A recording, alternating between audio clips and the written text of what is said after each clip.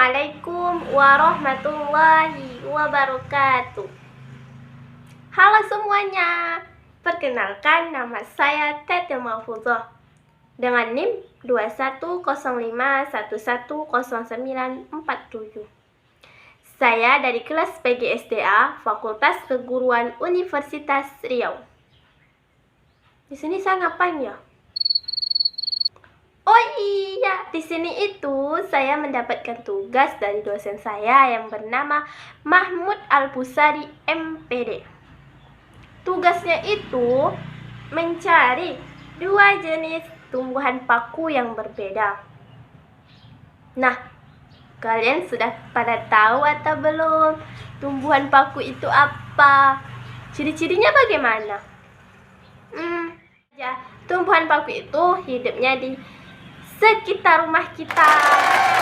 Nah, di sini saya akan menjelaskan apa itu tumbuhan paku, bagaimana ciri-ciri tumbuhan paku itu, dan di mana ia hidup.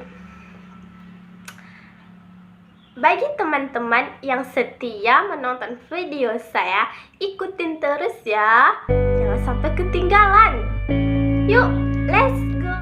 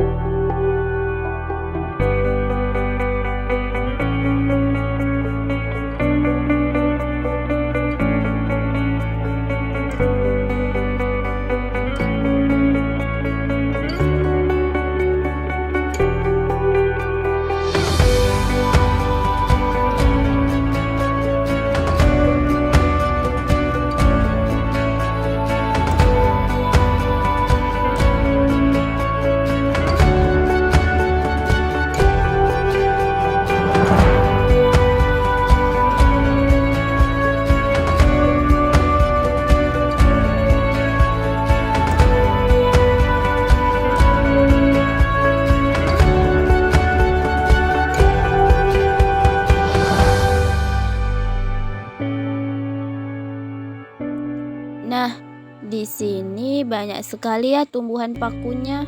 Salah satu contohnya yang ini ya. Ini juga tumbuhan paku loh, yang berwarna hijau, ada daunnya, ada batangnya, akarnya juga ada. Nah, dia tuh tinggalnya di tempat yang lembab ya, enggak tempat yang dingin-dingin gitu. Ya, hidupnya di pohon sawit, di tanah juga ada loh. Pohon sawit itu kan terdapat tempat yang lembab ya, maka ia bisa hidup di situ.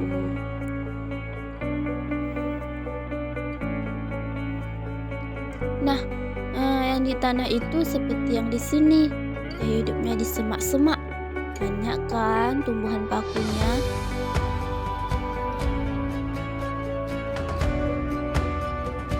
Tumbuhan paku itu apa ya? Nah, sini saya jelaskan ya. Tumbuhan paku itu atau disebut dengan istilah Pterophyta adalah divisi dari kingdom Plantae yang anggotanya itu memiliki akar, batang, dan daun sejati loh. Serta ada juga memiliki pembuluh pengangkut. Tumbuhan ini merupakan kelompok tumbuhan yang memiliki sistem pembuluh sejati atau disebut dengan Tracheophyta. Jenis tumbuhan ini tidak memiliki biji ya untuk berkembang biak. Seperti tumbuhan yang lain itu kan memiliki biji untuk berkembang biak. Tapi berbeda dengan tumbuhan paku ini tidak memiliki biji untuk berkembang biak. Tumbuhan paku ini masih bertahan hidup meskipun tersisa tunasnya saja. Wah, bagus sekali ya. Perlu diketahui, tumbuhan paku ini tidak terdapat di iklim yang bersalju. Ia hanya terdapat di iklim yang daerahnya itu subur dan memiliki iklim tropis. Tumbuhan ini juga dikatakan sebagai tumbuhan liar karena termasuk dia juga tumbuh di dinding atau di selokan. Tumbuhan ini bisa juga dijadikan tanaman hias atau dijadikan sayuran. Bisa dimakan ya ternyata. Tapi jangan sembarangan makan ya, karena juga ada jenis paku yang tidak bisa dimakan. Pakuan ini juga disebut dengan pakis-pakisan ya. Kalian sudah pada tahu kan pakisan itu gimana? Dari penjelasan pakuan-pakuan yang tadi, pakuan ini memiliki ciri-ciri. Yang pertama itu memiliki akar. Akarnya itu berserabut, memiliki batang, dan memiliki daun. Yang kedua memiliki pembuluh angkut, xilem, dan phloem.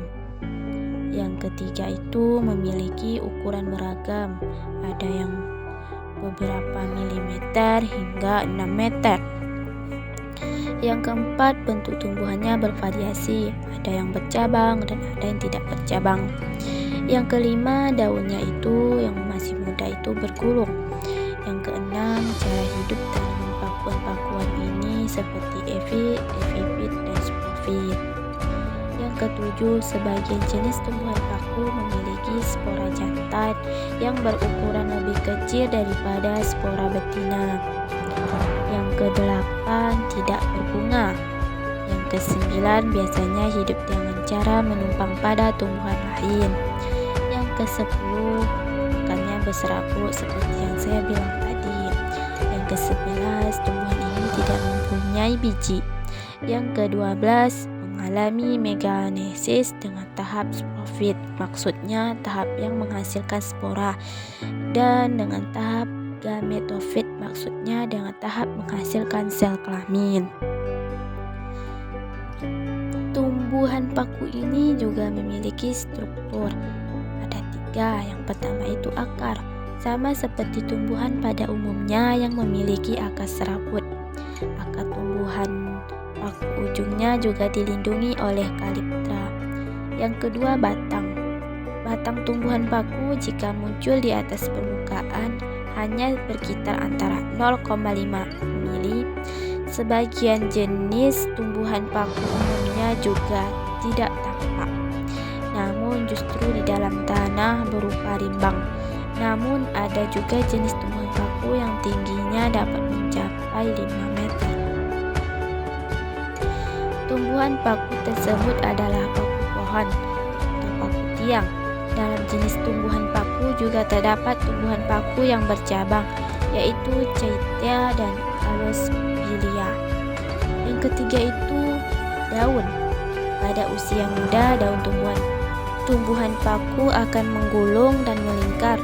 Berdasarkan ukuran dan susunannya, daun tumbuhan paku dapat dibedakan menjadi epidermis, daging daun, dan tulang daun. Daun tumbuhan paku dibagi menjadi 2, yaitu makrofil dan mikrofil. Maksud makrofil itu daun yang bentuknya besar, bertulang daun, bertangkai, serta bercabang. Pina merupakan keseluruhan daun dalam satu tangkai daun dalam tumbuhan paku. Daun ini sudah memperlihatkan diferensiasi sel. Sedangkan mikrofil itu daun yang berbentuk kecil seperti rambut, tidak bersisik, tidak bertulang daun, dan tidak bertangkai. Daun ini belum dapat memperlihatkan diferensiasi sel.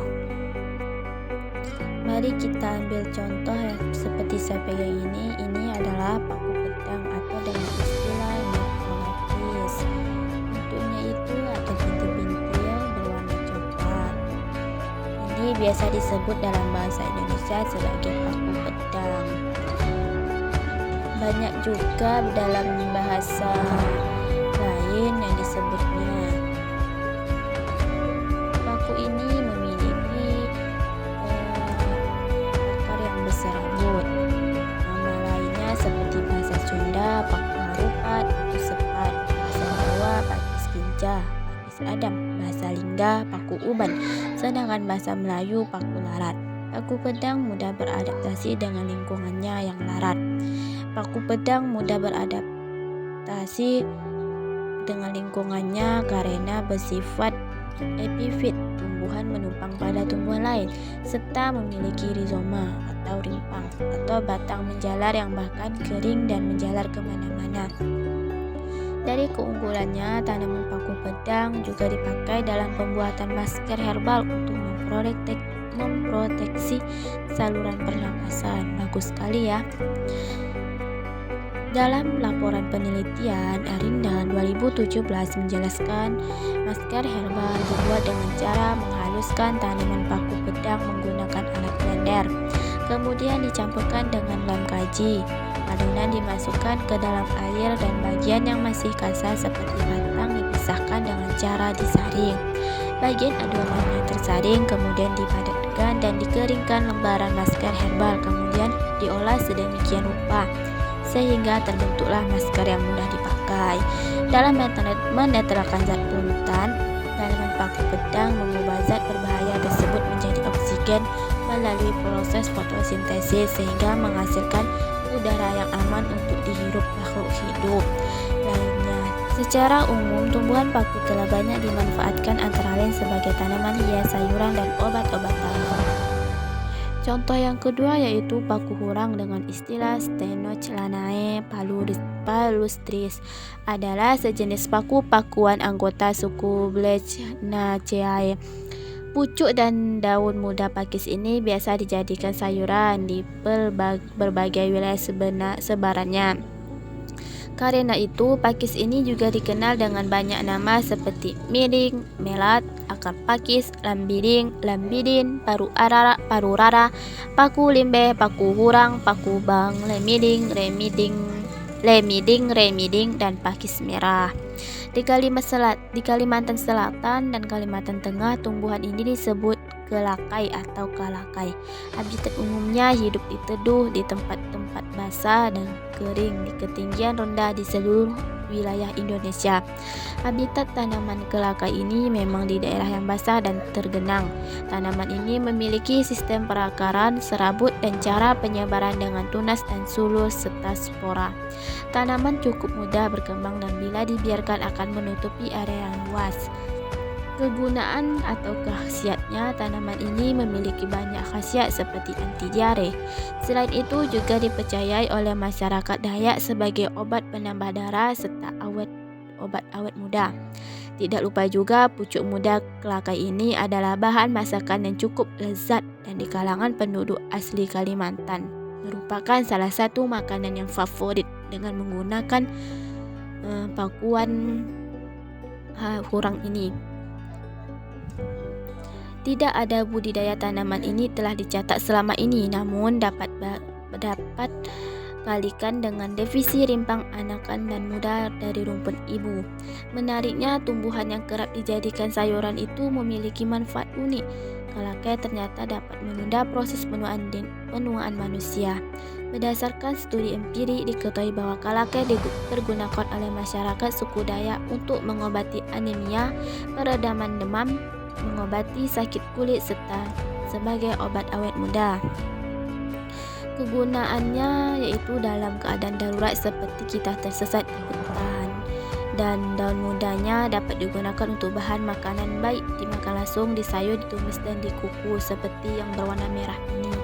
Ini adalah bisa dimakan, sedangkan yang berwarna hijau ini tidak bisa dimakan karena masih muda yang rasanya keras. Nah, ini batangnya menjalar ya. Batangnya itu menjalar kemana-mana. Batangnya juga cukup besar. Ini adalah batangnya.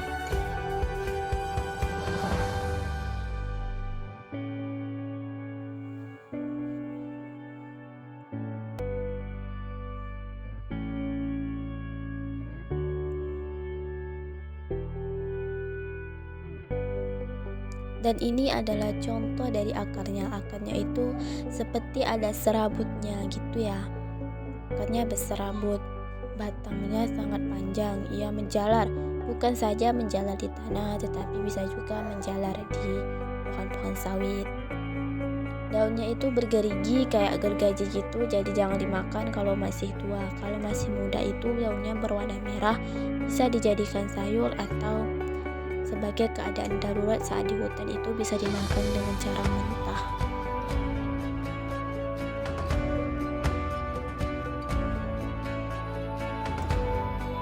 Nah teman-teman, ayo cari lagi apa saja tumbuhannya lagi, tumbuhan paku itu. Nah, ada yang ketemu tuh. Nah, ini juga tumbuhan paku ya. Ya bentuknya bergerigi gitu ya daunnya. Kepisah gitu, tapi ada sisi giginya gitu. Nah, dia itu menumpang pada tumbuhan lain. Nah, kayak gitu tuh contohnya, menumpang pada tumbuhan lain tuh kayak gitu.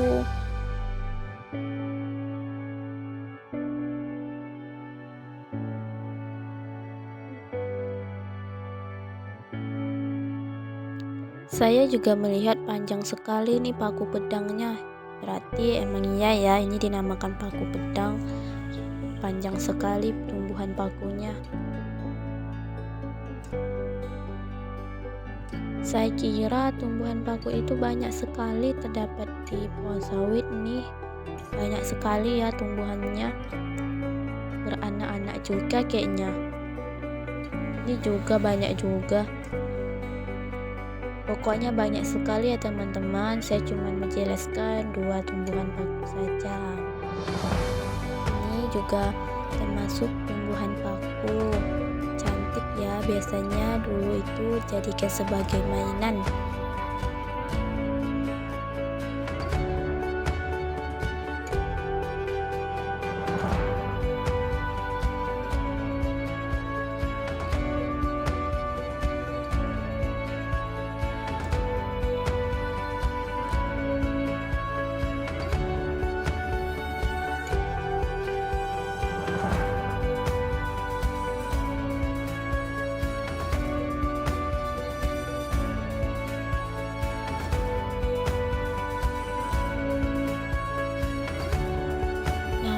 Sini juga ada terdapat tumbuhan paku yang berwarna kuning, kayaknya nggak aslinya emang nggak kuning ya, mungkin udah layu kena panas ataupun udah beracun. Nggak mungkin ya tumbuhan paku itu kayak warna emas gitu. Yuk kita lihat lebih jelasnya. Nah, ini dia tumbuhan pakunya. Di sini tuh kayak ada bintik-bintik juga di bagian akhir-akhir daunnya. Nah, ada kan bintik-bintiknya. Ada juga berbeda ya dengan jenis paku yang lainnya. Bisa kalian cari di internet itu jenis paku apa. Nah, saya juga lihat batangnya itu menjalar. Ini batangnya ini menjalar-jalar dia. Nah, ini adalah akarnya, serabut ya teman-teman. Dan ini ada daunnya. Nah, ini juga daunnya ya.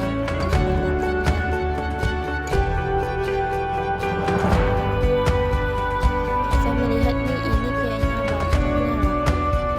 batangnya ya, besar sekali ya batangnya. Nanti ada akarnya yang serabut dia. Dia menempel di pohon sawit ya teman-teman. Ini ada bintik-bintik hitamnya di bagian akhir-akhir daunnya.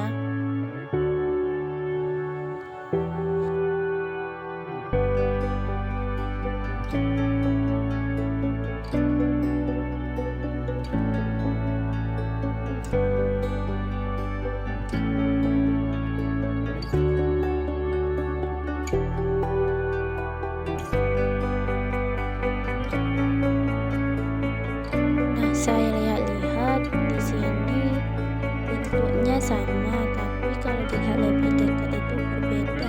Yang ini agak kasar dan yang ini agak halus. Ini tidak mempunyai bintil, yang satu lagi tidak mempunyai bintil, tapi bentuknya itu sama. Nggak tahu itu jenisnya kayak mana gitu membedainnya. Itu yang muda, Sekarang aku kasar itu masih tua. Kayak gitu ya. kan jenis paku yang bisa Nah teman-teman, yuk kita lihat yuk penjelasan dari video aku dia sendiri. bentuknya kayak merah gitu, nggak ada yang warna hijau. Ini bisa dimakan. Nah, Ada juga jenis paku ini tidak dimakan, yang tidak bisa dimakan. Contohnya yang seperti ini. Kenapa tidak bisa dimakan? Karena bentuknya hijau dan keras gitu, bentuknya nggak bisa dimakan. Ini juga terdapat kayak gergaji gitu dia. Nah, ada gergajinya kan? Nah, itu tidak bisa dimakan. Itu tajam. Kayaknya kita itu tersesat di hutan. Nah, ini bisa digunakan untuk sebagai sayur-sayur. Yang kedua itu jenis paku yang kayak ada bintil-bintil gitu. Ini bintil-bintilnya. Ini bentuk bintil depan dan ini bentuk bintil belakang kayak ada coklat-coklat gitu. Nah, ini namanya ini paku pedang. Karena kayak pedang gitu. Nah, pedang. Kayak gitu, jadi kayak pedang. Ini namanya paku apa sih? Paku kurang. Nah, paku kurang. Ini paku kurang. Ini akarnya kayak serabut gitu. Kalau paku ini kayak ada serabut-serabutnya gitu, ia menggantung di tanah. Bisa juga ia menggantung di pohon. Contohnya seperti ini. Nah, ini dia menggantung di pohon ini. Nah, ini contoh. Dan ini juga ada contohnya. Ini akar dia juga, tapi kayak banyak serabutnya gitu ya. Nah, dari penjelasan mengenai tumbuhan paku yang saya jelaskan tadi, tumbuhan paku itu termasuk ke dalam tumbuhan tingkat rendah ya teman-teman. Mengapa dikatakan ke dalam tumbuhan tingkat rendah? Karena tumbuhan tingkat rendah itu tumbuhan yang tidak memiliki akar, batang, dan daun sejati yang tidak dapat dibedakan. Contohnya itu tumbuhan paku. Sedangkan tumbuhan tingkat tinggi itu contohnya itu tumbuhan yang memiliki biji-bijian. Sedangkan tumbuhan paku itu tidak memiliki biji-bijian. Dari tumbuhan paku tersebut dapat dikatakan bahwa tumbuhan paku memiliki daun steril dan daun fertil. Apa itu daun steril? Daun steril itu daun yang tidak memiliki bintil-bintil hitam di bawahnya. Contohnya itu seperti yang pada gambar ini. Ini adalah contoh daun steril, lalu sentuhan daun yang mandul. Sedangkan daun fertil itu daun yang memiliki bintil-bintil hitam di bawahnya atau disebut juga dengan daun yang subur. Contohnya seperti ini. Ini adalah contoh daun fertil. Nah, teman-teman, sekian ya penjelasan saya mengenai tumbuhan paku. Kalau ada salah, saya mohon maaf. Akhirul kalam saya akhiri. Wabillahi taufiq wal hidayah. Wassalamualaikum warahmatullahi wabarakatuh.